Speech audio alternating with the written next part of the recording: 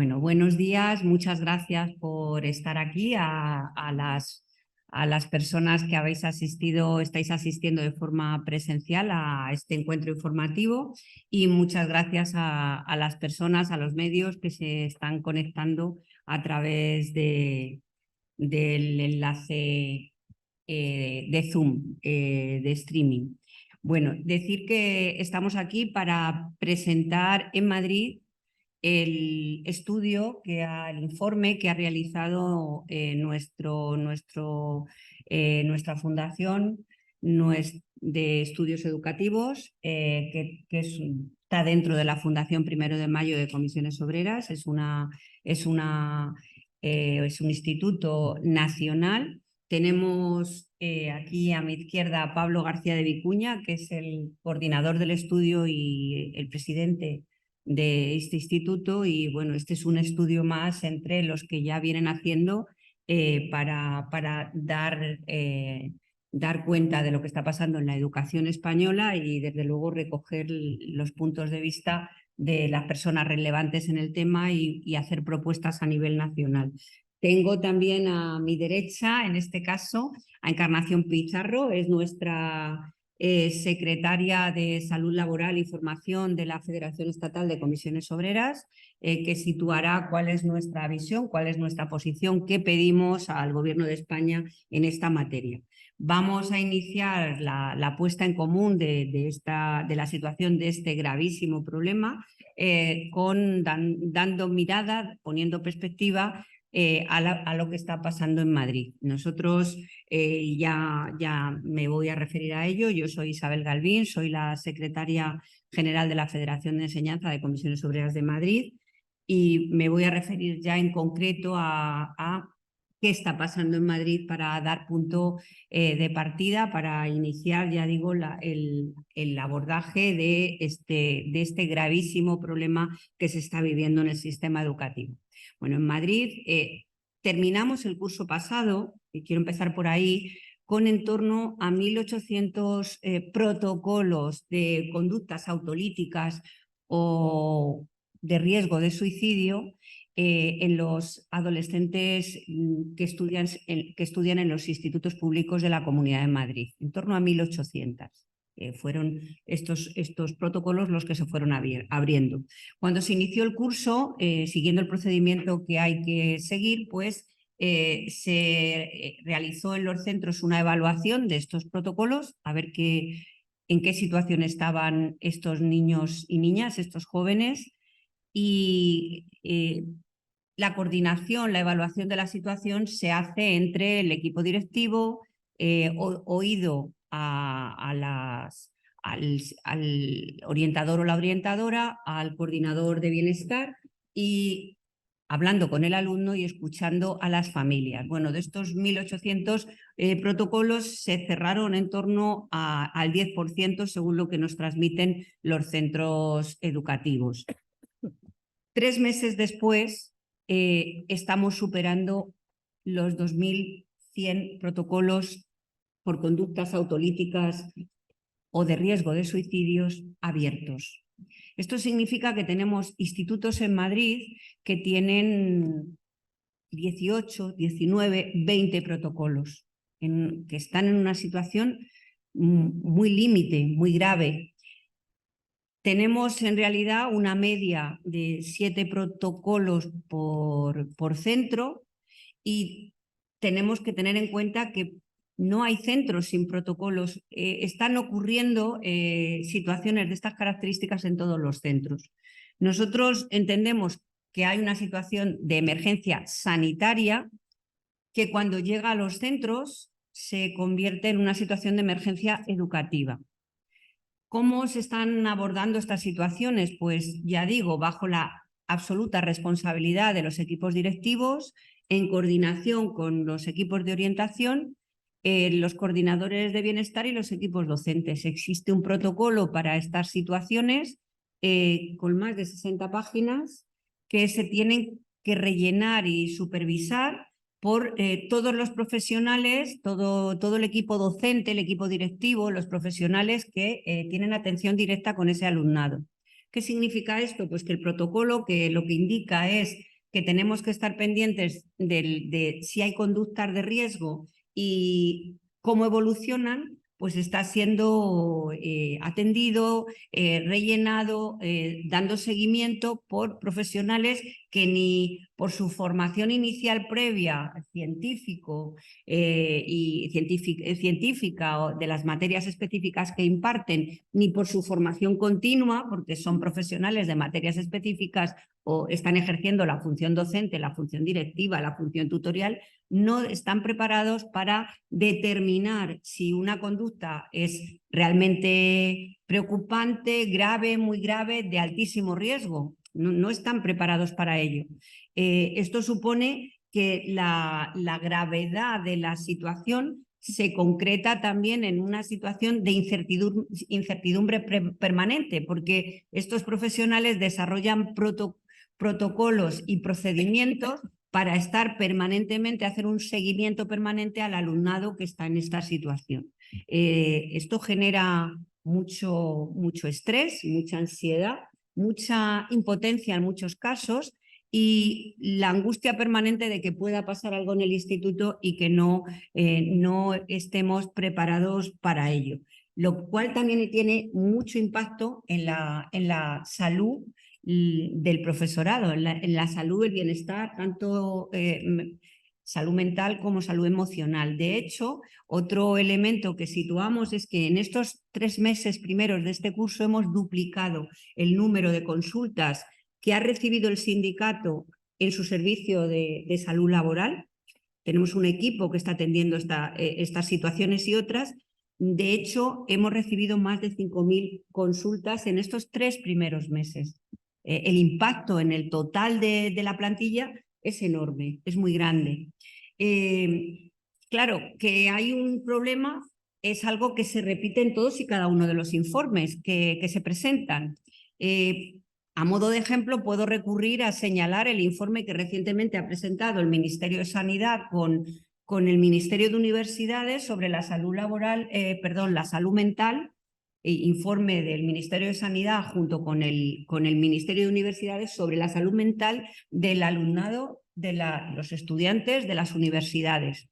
Y en ese estudio se expresa que más del 50% alguna vez han tenido la sensación de necesitar el apoyo de un profesional. Otro 50%, fijaos ya a dónde vamos, porque estamos prácticamente, vamos al universo, a la totalidad de los estudiantes, ha necesitado ayuda y la ha tenido, ¿vale? Y por otra parte, también 1 de cada 2 en ese estudio está manifestando que alguna vez ha tenido ansiedad media o alta. Estos estudiantes universitarios sobre los que ya se ha puesto un foco y se ha hecho un estudio exhaustivo sobre su salud mental y emocional, alguna vez antes fueron adolescentes y estuvieron en los institutos. Y estos alumnos y alumnas que ahora estamos señalando en qué situación de riesgo están, pues seguirán creciendo y seguirán evolucionando y tendrán que tener un desarrollo para garantizar su derecho a la educación a lo largo de toda la vida. Para eso necesitan bienestar emocional y físico. Y hay que tener en cuenta, y termino en el diagnóstico, que esto es la punta del iceberg. Estamos hablando solo de los protocolos de conductas autolíticas o de riesgo de suicidio, pero hay otros. Están los protocolos por adicciones. Recientemente nos han presentado el de adicción a las pantallas. Están los protocolos por problemas de convivencia, también están los expedientes disciplinarios. Está la manifestación de apatía, depresión, desgana, abandono escolar, objeción educativa, hablamos también. Todas estas conductas tienen un fondo, tienen una causa, según nos manifiestan los profesionales, en la salud mental, en el bienestar emocional de los jóvenes, de los estudiantes de la educación secundaria. Como decía, hay consenso en el diagnóstico. Todos los estudios dicen que tenemos un problema y pensamos en Comisiones Obreras que tenemos que ir más allá. hay que ponerse manos a la obra. Lo que se está haciendo hasta este momento, concretamente en Madrid, es absolutamente insuficiente, no alcanza a atender el problema y nosotros proponemos que se ponga en marcha un plan integral de cuidado por la salud mental y la salud emocional de nuestros jóvenes y de nuestros niños y niñas. Pedimos, en el contexto del trámite de los presupuestos, que las fuerzas políticas madrileñas se pongan de acuerdo, que haya un consenso y haya un plan para intervenir. Y nosotros hacemos alguna propuesta para que este plan se pueda poner en marcha. Pensamos, dado que los institutos, los orientadores, no pueden intervenir por la regulación estatal que tenemos en cuanto a qué funciones tienen en materia de salud mental directamente, queremos que la Comunidad de Madrid ponga en marcha un servicio, unas unidades integrales que estén compuestas por los datos que tenemos. Para empezar, pedimos 150 psicólogos o psicólogas educativos, que es una especialidad en la que se forman en nuestras universidades. Además, que se generalice la figura de profesor técnico de servicio a la comunidad. Ya lo venimos pidiendo, uno por cada centro, para ser ese coordinador, esa coordinadora de bienestar que la Ley Nacional de Bienestar de la Infancia y de la Adolescencia señala que debe existir en los centros, y también que se amplíe el servicio de enfermeras escolares para secundaria en el número de 75, pedimos. El coste de este plan es muy pequeño, es unos 26 millones, casi 27, 26,8. Esto es el 0,4 del presupuesto de educación de la Comunidad de Madrid, de los borradores que tenemos ahora mismo en trámite en la Asamblea de Madrid.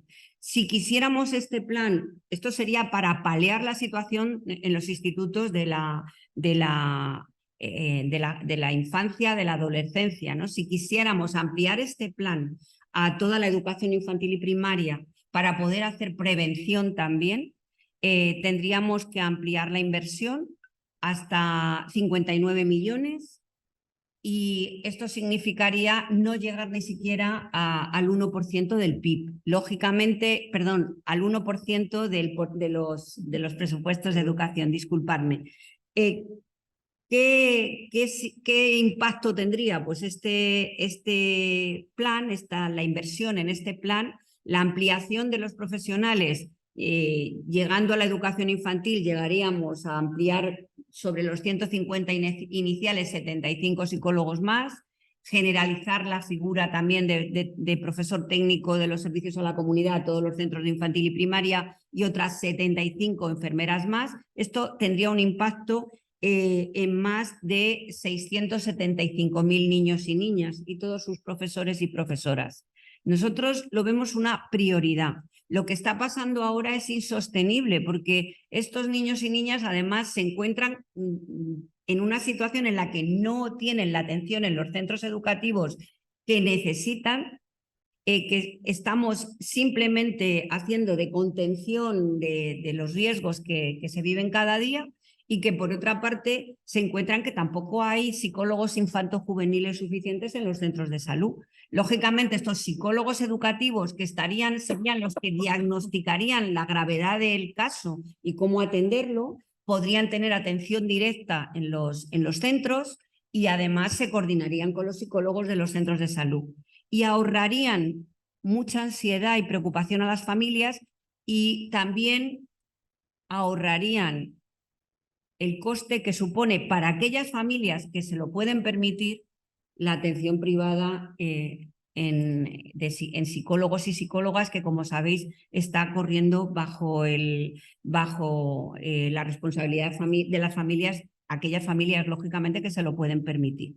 Pero además tendría mucho impacto en el profesorado y el personal educativo. Como os decía, en estos 3 primeros meses hemos tenido más de 5.000 consultas para profesorado y personal educativo, en situaciones en las que se sienten en ansiedad, incapacidad de atender lo que se les exige. Hay que tener en cuenta que entre las funciones del profesorado reguladas o para lo que estamos preparados no está detectar una conducta de riesgo motivada por un problema de salud mental o de salud emocional, y hay una sensación permanente de no llegar a donde se les pide. Pero hay otras situaciones también, porque la salud mental, a veces problemas de salud mental se concreta en conductas violentas.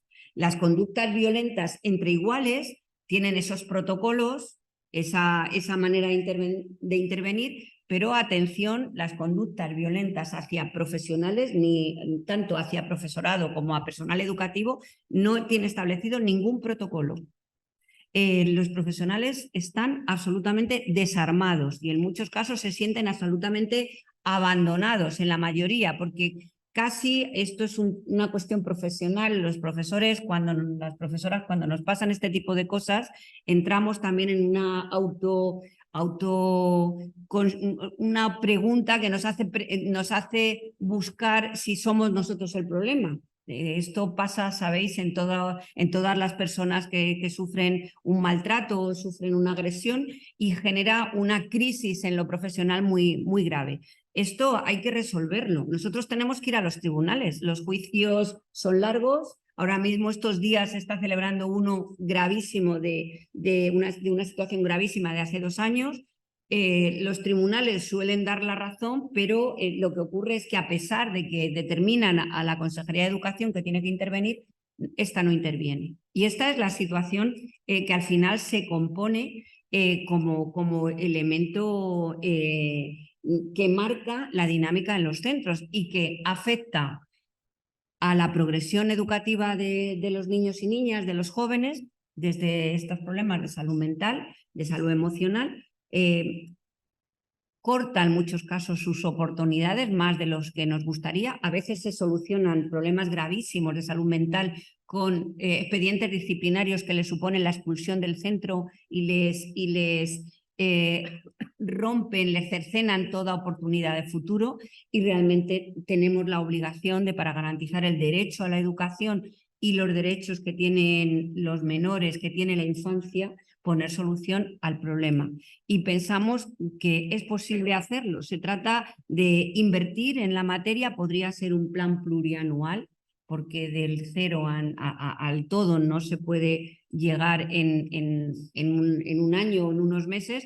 Podría ser un plan de legislatura, podría haber un consenso entre las fuerzas políticas de la Comunidad de Madrid. El impacto en los presupuestos es mínimo y estaríamos abordando esta emergencia sanitaria que tenemos en Madrid, que cuando llega a los centros educativos se convierte en emergencia educativa. La situación es muy, muy grave.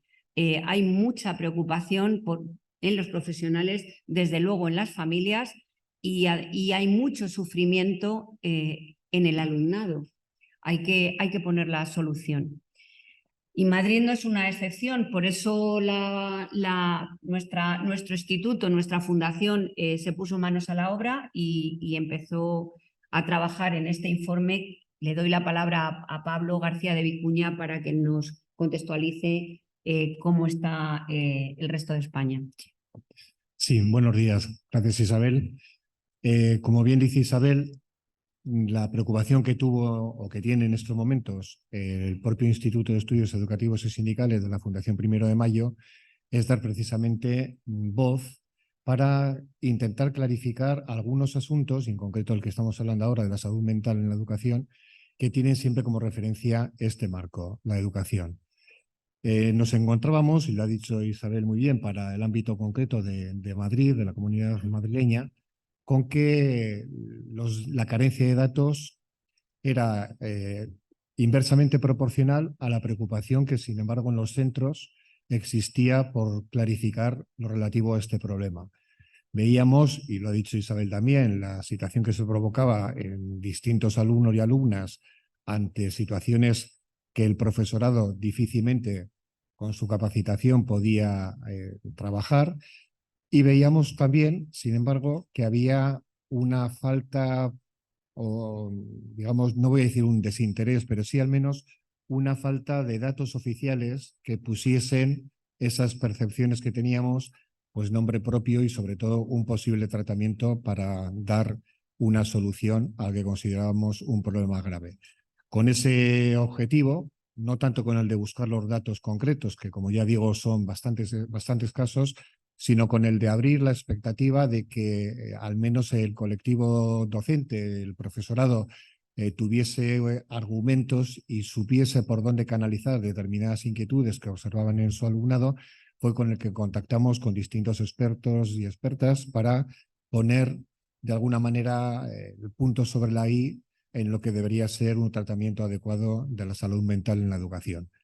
Por eso nos dirigimos, creemos que intentando abarcar la mayoría del panorama que debería trabajar o estaba trabajando ya sobre esto, a los 3 elementos que nos parece que tienen que estar siempre presentes en un informe. Por un lado, las instituciones, las administraciones educativas, por eso el informe se dedica a 2. Por un lado, el programa que tiene en estos momentos abierto el Ministerio de Educación y Formación Profesional con las distintas comunidades autónomas.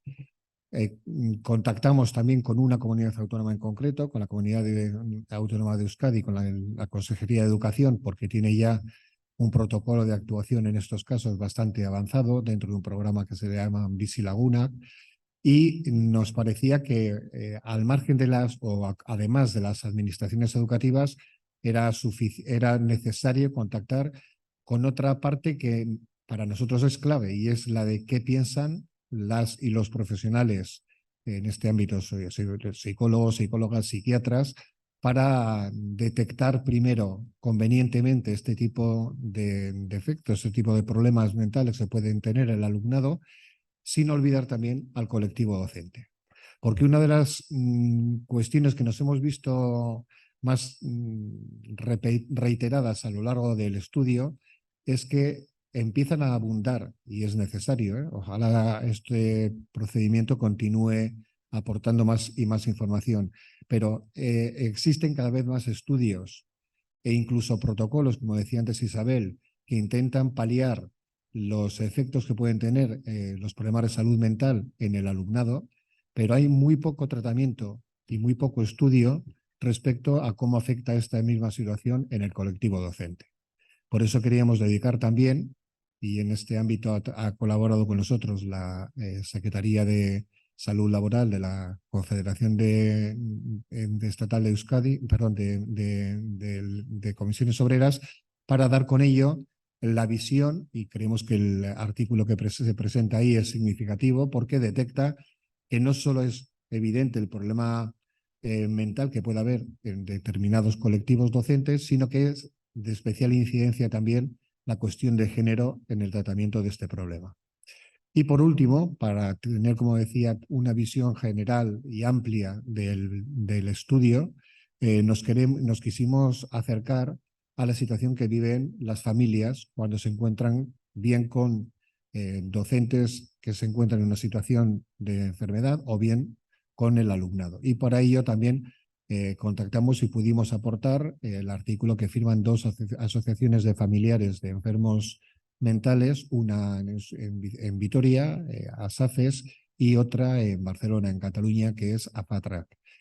Con todo esto se presenta este documento, que es el Informe de Salud Mental en la Educación, que queremos que sirva como un elemento de reflexión. No se puede acercar al informe, como decía antes, buscando datos, porque estos son bastante escasos. Lo que sí he hecho ha sido intentar dar una visión un poco general, acudiendo a fuentes muy próximas, incluso posteriores a lo que ha sido el propio estudio que estamos presentando, ¿no? Por ejemplo, referidos al colectivo docente, hay un estudio, un barómetro internacional de salud y bienestar del personal de educación en distintos países europeos de este mismo año, con una participación de 26.000 participantes en el estudio, en la encuesta, de las cuales 3.000 han sido realizadas en España, que detectan, por un lado, que el 40%, me refiero ya solo a datos españoles, el 40% del profesorado español a menudo o siempre experimentan sentimientos negativos desde el punto de vista psicológico, entendiendo por lo tal ansiedad, depresión o desesperación. Estamos en una situación intermedia, quiero decir que hay países todavía por encima, países como Bélgica, Francia o Canadá, con un porcentaje superior a los que había dicho para España, pero están abundan o son más los países que se encuentran por debajo de ese 40%. Y otro dato significativo que da este barómetro es que el 65% de ese profesorado que ha contestado considera su trabajo bastante o muy estresante desde el inicio del curso escolar. Este es un elemento que parece que tiene que ser siempre innato a la profesión, y es el hecho de que hay que saber afrontar los comienzos de curso escolar de una manera pues, propia. Para eso somos docentes, pero lleva un añadido que cuando por detrás hay una inestabilidad emocional, pues afecta de manera evidente al colectivo.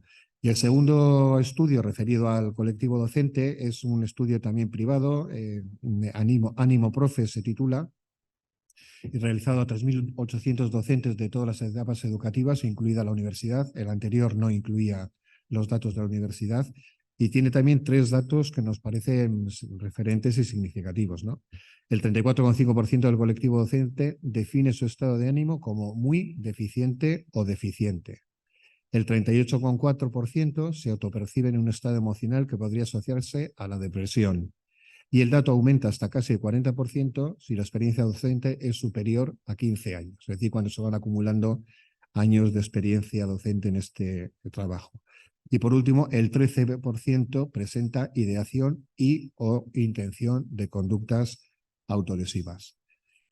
En resumen, respecto al colectivo docente y ampliándolo a lo que son datos trabajados para el colectivo de trabajadores en general, ya sin que sean propiamente dedicados a la educación, las bajas de trabajadores y trabajadoras por salud mental se duplican de 2016 y ganan peso sobre el total.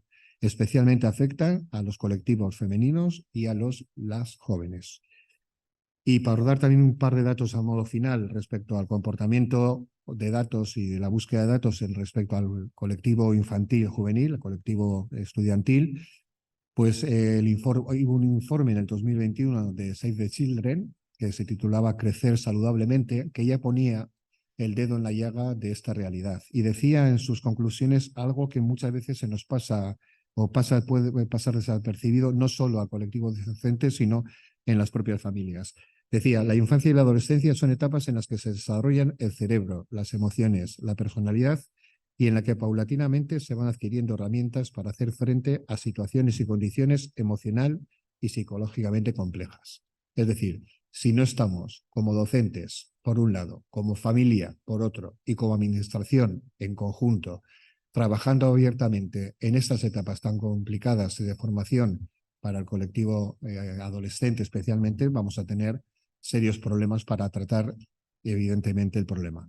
Y el último, la falta de psicólogos y psicólogas lastra la atención de la salud mental infanto-juvenil en la sanidad pública. En estos momentos se considera que hay un total de 6 profesionales por cada 100.000 niños o adolescentes para tratar esta situación que, como apuntaba Isabel anteriormente, creemos de gravedad y de tratamiento inmediato. Gracias. Gracias a ti, Pablo. Encarnación Pizarro, que es nuestra responsable nacional de formación y de salud laboral. Toma la palabra. Gracias.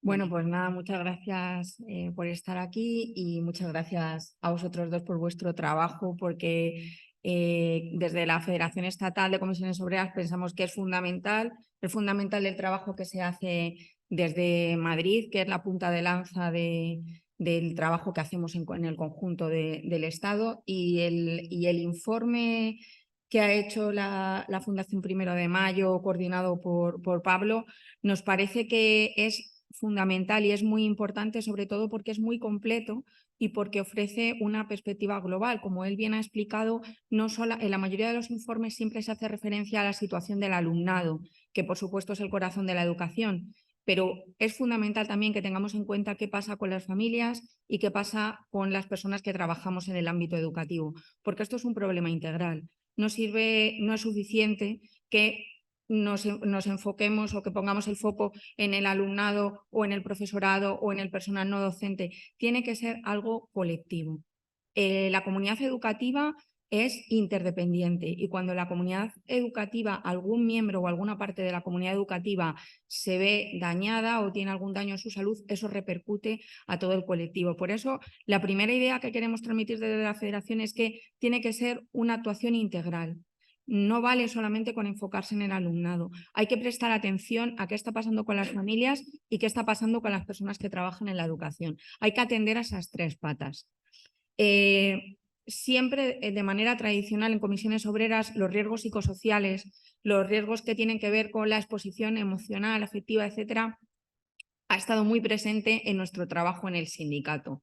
Los colectivos que tradicionalmente más hemos estado expuestos han sido sobre todo el colectivo sanitario y el del ámbito educativo. Tradicionalmente, como dice Pablo, siempre nuestro grado de exposición por nuestro perfil profesional siempre ha estado más expuesto. Pero la pandemia ha supuesto, como bien además muy bien reflejado en el informe, la pandemia supuso un momento de inflexión, un aceleramiento de lo que estaba pasando de manera tradicional. Y sobre todo afectó muchísimo al alumnado y eso nos repercutió también a las personas que trabajamos en la educación. Eso ha supuesto un acelerante tremendo para todas las personas que en ese momento ya estaban sufriendo daños emocionales y daños a la salud mental. Eso supuso un aceleramiento a las personas que lo estaban sufriendo y además supuso el inicio de otras patologías. Hay un dato que es escalofriante que aparece en el informe que habla de un aumento del 59% en la población infanto-juvenil de intentos de suicidio a partir de la pandemia. Entonces, el hecho del miedo y la incertidumbre que supuso la pandemia, el propio dolor de ver familiares enfermos y fallecidos y el tiempo que estuvimos en confinamiento, eso a la población infanto-juvenil le ha afectado muchísimo. Entonces, necesitamos que esa situación extraordinaria que sigue impactando de manera muy grave sobre esta población tenga, como bien ha explicado Isabel, una atención, porque eso no va a parar ahí, eso va a ir a más. Entonces, lo primero, muy importante, lo que decimos, solamente no vale con ver qué está pasando en el alumnado. Y no solamente, claro, como en Madrid, es verdad que, como dice Isabel, estamos en una situación de emergencia educativa tan tremenda, pues hablamos de medidas ya como de urgencia, pero también hay que ver lo que está pasando en infantil y primaria. Los daños a la salud mental de alumnado infantil y alumnado en primaria son gravísimos, son muy preocupantes y han aumentado mucho. ¿Qué pasa? Que la mayoría de las enfermedades de perfil de salud mental debutan en la época del instituto, también porque en los institutos hay una atención más específica que en primaria. Los departamentos de orientación que suelen detectar en los colegios están compartidos y hacen visitas semanales, pero en los institutos hay departamentos de orientación estables, con lo cual cuando debuta una situación determinada con otras enfermedades, pero también por supuesto con la salud mental, pues es más fácil detectarlo. Entonces, en primer lugar, insisto mucho, pero es que es muy importante, un enfoque integral. Y luego también otra idea que lleva surgiendo desde hace años, porque la salud mental ahora se ha puesto por suerte, no es que se haya puesto de moda, se ha puesto encima del mantel, se sigue hablando de, bueno, intenta relajarte, haz pilates, que los niños aprendan a relajarse, la resiliencia, etcétera, en lo que se pone el foco en el individuo y cómo el individuo tiene que hacer para salir de esa situación. Muchas veces, cuando tú estás expuesta a una situación de riesgo psicosocial, no es porque tú estés haciendo algo mal o tengas una conducta inadecuada. Muchas veces son situaciones externas, como hemos hablado de la pandemia, que te afectan. Entonces, no vale, o es una situación muy simplista, intentar dar soluciones de autoayuda, de yo puedo ir hacia lo positivo por mi camino, porque es una realidad muchísimo más compleja y muchísimo más grave. Normalmente hay un dicho en el sindicato que se dice a veces no necesitas un psicólogo, a veces necesitas un sindicato. Pues sí, en este caso se necesita un psicólogo y un sindicato, pero no valen perspectivas individuales de yo me leo un libro de autoayuda, yo hago esto para sentirme mejor, yo intento pensar de manera positiva. Hay que atajar este problema de una manera verdaderamente más profunda y más realista.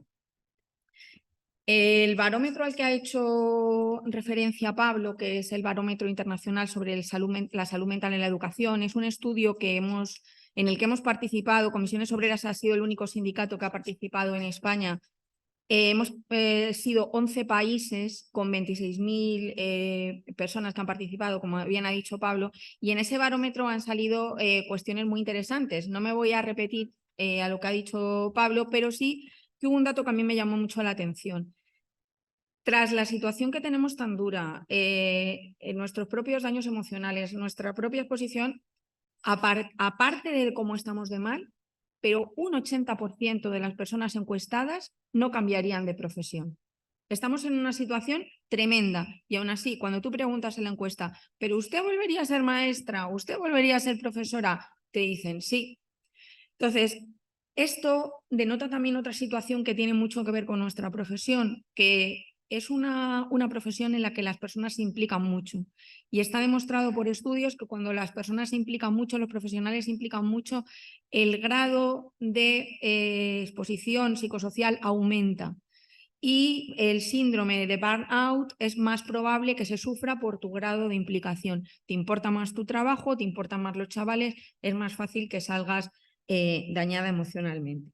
Entonces, con esta situación, que no voy a repetir lo que han explicado ellos, pero lo han explicado muy bien, desde la federación nos planteábamos un poco qué podríamos hacer.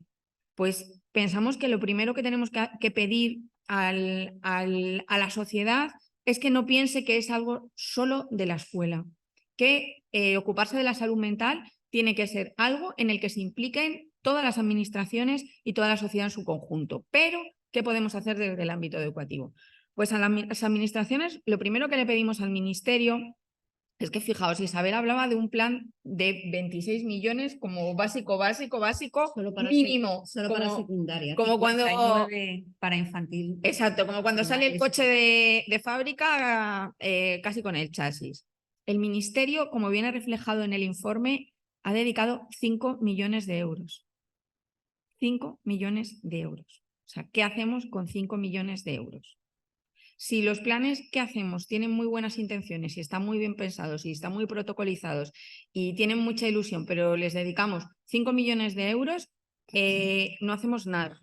Entonces, lo primero que le pedimos al Ministerio es que haga un plan realista en cuanto a necesidades y recursos. Y si tienen un poco dudas, nos pueden preguntar a Comisiones Obreras, le pueden preguntar a Madrid, que tiene echadas las cuentas, le puede preguntar a la Federación Estatal y le hacemos unas cuentas realistas, porque con 5 millones no tenemos ni para empezar.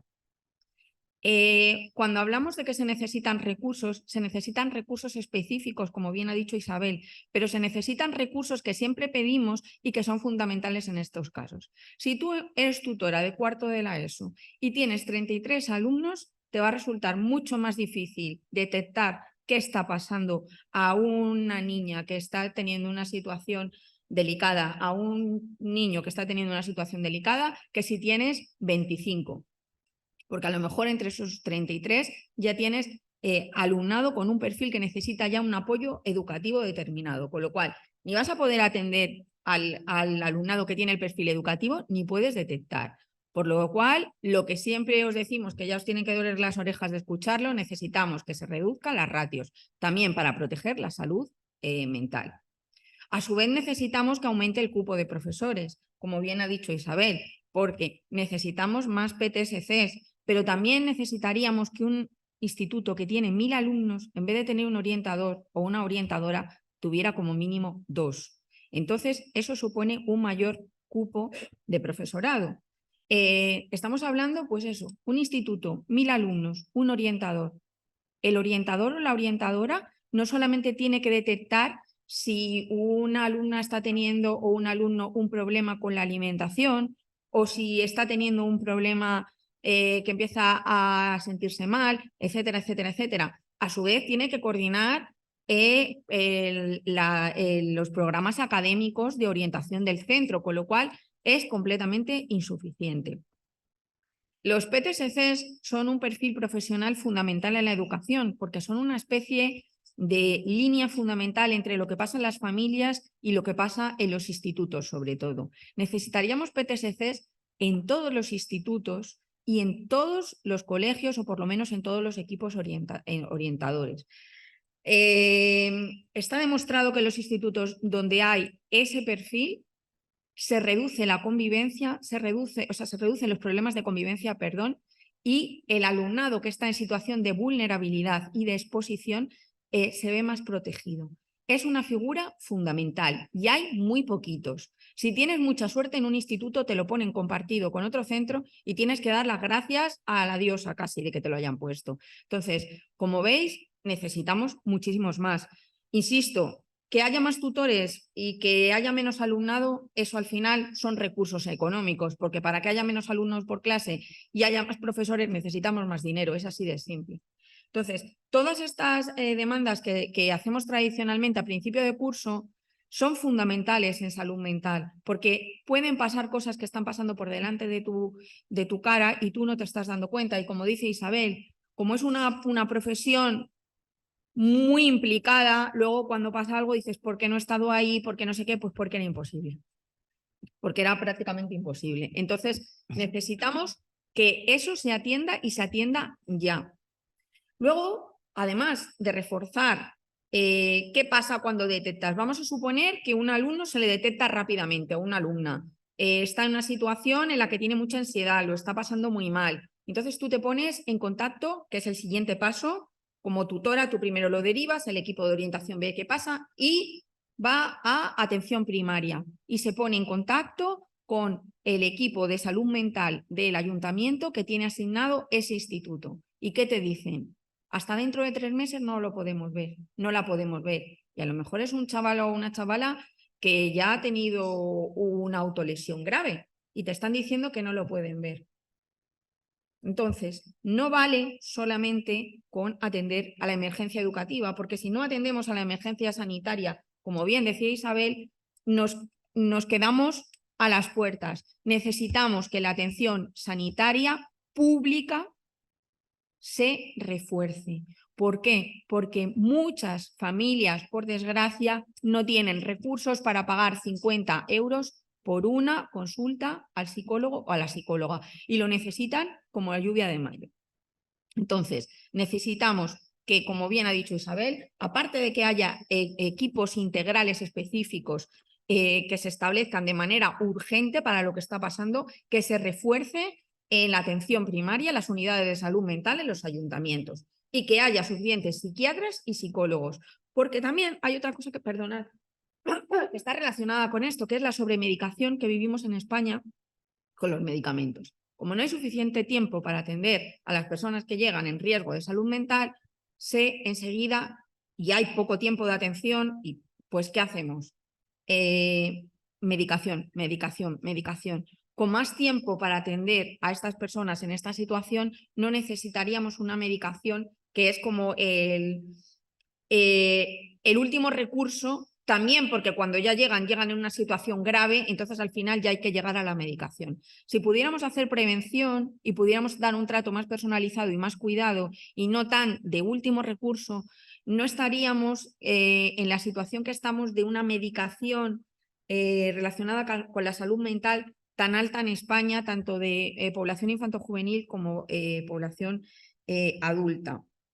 Por lo tanto, necesitamos que se refuercen la sanidad pública para que cuando derivamos a los alumnos y a las alumnas se les pueda atender bien y necesitamos que se refuerce la educación pública. Sin recursos no podemos trabajar en condiciones dignas ni podemos ayudar a nuestro alumnado, que para nosotros es lo fundamental. Pero claro, cuando hablamos de la emergencia sanitaria también hablamos de las familias. En la mayoría de las familias se han perdido seres queridos durante la pandemia. Se viven situaciones de precariedad. Que tu hijo ni tu hija necesite ir a un psicólogo y tú no tengas dinero para pagarlo, eso para una familia es tremendo y eso también te afecta a ti, a la salud mental. Los horarios que hay en los que no podemos dedicar suficiente tiempo a nuestros hijos, que eso también luego tiene que ver con la convivencia. Necesitamos que se hagan planes y que se concilie de una vez de verdad para que podamos dedicar tiempo a nuestros hijos e hijas y poder estar con ellos en casa y ver qué les está sucediendo. Con lo cual, Hay una parte que le pedimos a las administraciones y hay otra parte que le pedimos a las empresas, que empiecen a ser valientes y que no vuelquen que los niños tengan que estar de 7 de la mañana a 7 de la tarde en los centros educativos como si fueran parkings, que den horarios dignos a las familias para que puedan estar atendiendo a sus hijos y a sus hijas. Y luego hay una parte que ha hecho referencia, luego al alumnado. Además, tenemos que hacer planes de prevención, porque la intervención, siempre en prevención de riesgos laborales, decimos que la intervención no sería necesaria si hubiese una buena prevención. Necesitamos que se refuercen en los centros educativos todo lo que tiene que ver con los planes de prevención de salud mental, actividades, jornadas, dentro de los programas de acción tutorial, que se trabaje con los chavales y las chavalas para que se detecten cuando se encuentran mal, que lo digan, que deje de ser un estigma decir me encuentro mal, que no pasa nada. Entonces, todo ese tipo de cosas, para eso también se necesitan recursos y hay que trabajar esto con el alumnado en clase, de manera específica. Y por último, las personas que trabajamos en el ámbito educativo. A mí una de las cosas que me gustan de este informe es que es, como os decía, bastante completo y que toca todas las ramas. ¿Qué problemas nos hemos encontrado de manera tradicional las personas que trabajamos en la enseñanza? Que hay una infradeclaración de las enfermedades profesionales. Cuando empezó el COVID, enseguida todo el mundo vio muy claro que si una enfermera o un enfermero tenía COVID, era una enfermedad profesional relacionada con su trabajo. La ansiedad, el estrés, el burnout son situaciones muy relacionadas con nuestro trabajo, como os decíamos. De manera tradicional, los riesgos psicosociales son el principal riesgo al que nos enfrentamos las personas que trabajamos en la enseñanza. Sin embargo, hay una infradeclaración tremenda. Si cogemos los datos de enfermedades profesionales de la Seguridad Social y se van viendo, a lo mejor al año, este último año todavía no ha salido, pero todos los años salen como 20 casos en España, 40 casos de personas que trabajamos en el ámbito educativo en el que se ha reconocido que nuestra baja es por tener una depresión o ansiedad, etcétera, relacionado con nuestro trabajo.